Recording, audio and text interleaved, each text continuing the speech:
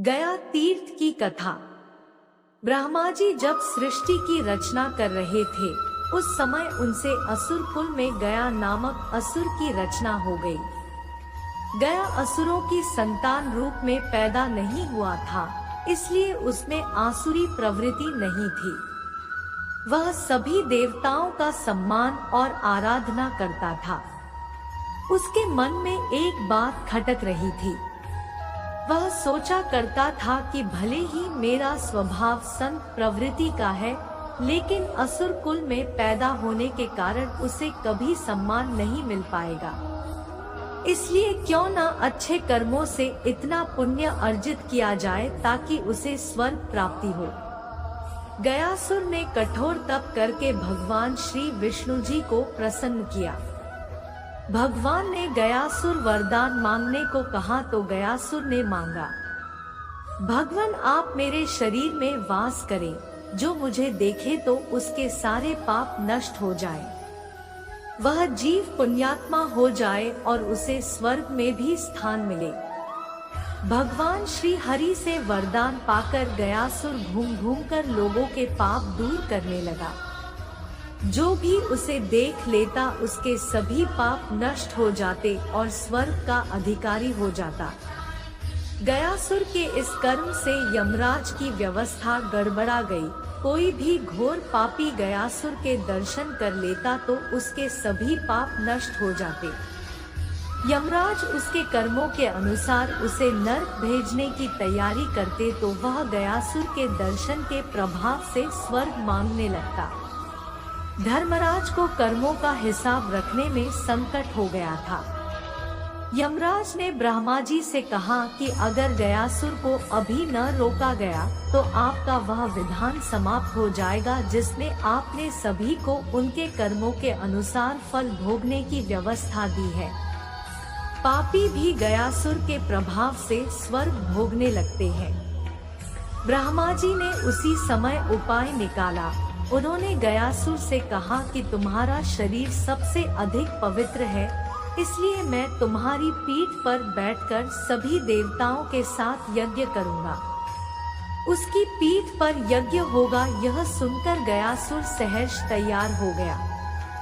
ब्रह्मा जी सभी देवताओं के साथ एक पत्थर से गयासुर को दबाकर बैठ गए। इतने भार के बावजूद भी वह अचल नहीं हुआ और वह घूमने फिरने में फिर भी समर्थ था। देवताओं को चिंता हुई। उन्होंने आपस में सलाह की कि इसे भगवान श्री विष्णु ने वरदान दिया है, इसलिए अगर स्वयं श्री हरि भी देवताओं के साथ बैठ जाएं तो गयासुर अचल हो जाएगा। तब श्री हरि भी उसके शरीर पर आकर बैठ गए। भगवान श्री विष्णु जी को भी सभी देवताओं के साथ अपने शरीर पर बैठा देखकर गयासुर ने कहा, आप सब देवता और मेरे आराध्य श्री हरि की मर्यादा के लिए अब मैं अचल हो रहा हूँ। सभी जगह घूम घूम कर लोगों के पाप हरने का कार्य बंद कर दूंगा। लेकिन मुझे श्री हरि का आशीर्वाद है, इसलिए वह व्यर्थ नहीं जा सकता। इसलिए श्री हरि आप मुझे पत्थर की शिला बना दे और यही स्थापित कर दे।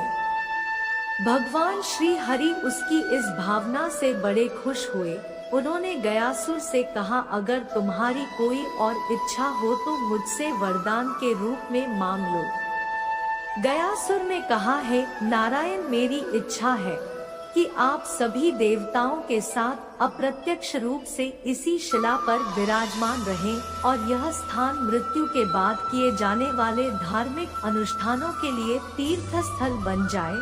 भगवान श्री विष्णु ने कहा, गया तुम धन्य हो, तुमने जीवित अवस्था में भी लोगों के कल्याण का वरदान मांगा और मृत्यु के बाद भी मृत आत्माओं के कल्याण के लिए वरदान मांग रहे हो। तुम्हारी इस कल्याणकारी भावना से हम सब बंध गए हैं। तब भगवान श्री हरि ने आशीर्वाद दिया कि जहाँ गया स्थापित हुआ वहाँ पितरों के श्राद्ध तर्पण आदि करने से मृत आत्माओं को पीड़ा से मुक्ति मिलेगी और इस क्षेत्र का नाम गयासुर के अर्धभाग गया नाम से तीर्थ रूप में विख्यात होगा। मैं स्वयं यहाँ विराजमान रहूंगा। गया तीर्थ से समस्त मानव जाति का कल्याण होगा। और साथ ही वहां भगवान श्री विष्णु जी ने अपने पैर का निशान स्थापित किया, जो आज भी वहां के मंदिर में स्थित है।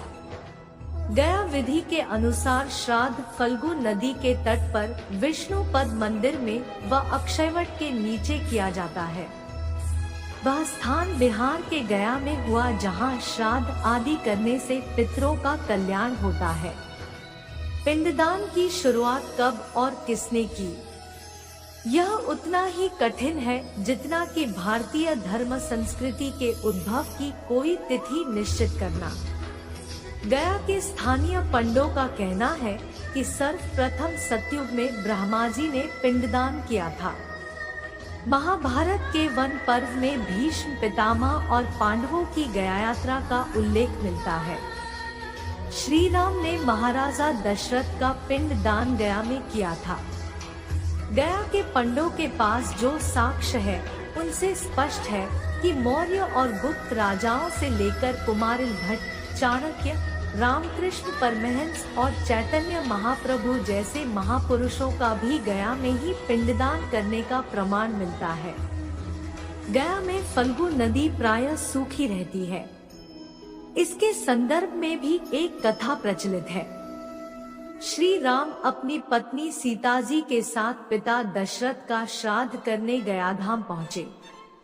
श्री राम श्राद्ध कर्म के लिए आवश्यक सामग्री लाने वे चले गए। तब तक राजा दशरथ की आत्मा ने पिंड की मांग कर दी थी। फल्गु नदी तट पर अकेली बैठी माता सीता जी अत्यंत असमंजस में पड़ गई। माता सीता जी ने वहां उपस्थित फल्गु नदी, गाय, वटवृक्ष और केतकी के फूल को साक्षी मानकर पिंडदान कर दिया। जब श्री राम जी आए तो उन्हें पूरी कहानी सुनाई, परंतु भगवान को विश्वास नहीं हुआ। तब जिन्हें साक्षी मानकर पिंडदान किया गया था, उन सबको सामने लाया गया। उनमें से पंडा, फल्गु नदी, गाय और केतकी फूल ने झूठ बोल दिया, परंतु अक्षयवट ने सत्यवादिता का परिचय देते हुए माता की लाज रख ली।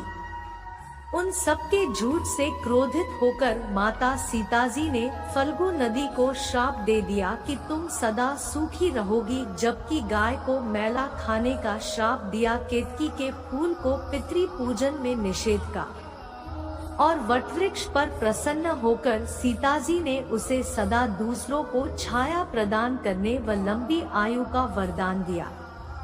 तब भी से ही फल्गु नदी हमेशा सूखी रहती है, जबकि वटवृक्ष अभी भी तीर्थ है। पिंडदान की शुरुआत कब और किसने की? यह उतना ही कठिन है जितना कि भारतीय धर्म संस्कृति के उद्भव की कोई तिथि निश्चित करना। गया के स्थानीय पंडों का कहना है कि सर्वप्रथम सतयुग में ब्रह्मा जी ने पिंडदान किया था। महाभारत के वन पर्व में भीष्म पितामह और पांडवों की गया यात्रा का उल्लेख मिलता है। श्री राम ने महाराजा दशरथ का पिंडदान गया में किया था। गया के पंडों के पास जो साक्ष्य है, उनसे स्पष्ट है कि मौर्य और गुप्त राजाओं से लेकर कुमारिल भट्ट, चाणक्य, रामकृष्ण परमहंस और चैतन्य महाप्रभु जैसे महापुरुषों का भी गया में ही पिंडदान करने का प्रमाण मिलता है। गया में फल्गु नदी प्रायः सूखी रहती है। इसके संदर्भ में भी एक कथा प्रचलित है। श्री राम अपनी पत्नी सीता जी के साथ पिता दशरथ का श्राद्ध करने गयाधाम पहुँचे। श्री राम श्राद्ध कर्म के लिए आवश्यक सामग्री लाने वे चले गए। तब तक राजा दशरथ की आत्मा ने पिंड की मांग कर दी थी। फल्गु नदी तट पर अकेली बैठी माता सीता जी अत्यंत असमंजस में पड़ गई। माता सीता जी ने वहां उपस्थित फल्गु नदी, गाय, वटवृक्ष और केतकी के फूल को साक्षी मानकर पिंडदान कर दिया। जब श्री राम जी आए तो उन्हें पूरी कहानी सुनाई, परंतु भगवान को विश्वास नहीं हुआ। तब जिन्हें साक्षी मानकर पिंडदान किया गया था, उन सबको सामने लाया गया। उनमें से पंडा, फल्गु नदी, गाय और केतकी फूल ने झूठ बोल दिया, परंतु अक्षयवट ने सत्यवादिता का परिचय देते हुए माता की लाज रख ली। उन सबके झूठ से क्रोधित होकर माता सीताजी ने फल्गु नदी को श्राप दे दिया कि तुम सदा सूखी रहोगी, जबकि गाय को मैला खाने का श्राप दिया केतकी के फूल को पितृ पूजन में निषेध का, और वटवृक्ष पर प्रसन्न होकर सीताजी ने उसे सदा दूसरों को छाया प्रदान करने व लंबी आयु का वरदान दिया। तब भी से ही फल्गु नदी हमेशा सूखी रहती है, जबकि वटवृक्ष अभी भी तीर्थयात्रियों को छाया प्रदान करता है। आज भी फल्गु तट पर स्थित सीता कुंड में बालू का पिंड दान करने की परंपरा संपन्न होती है।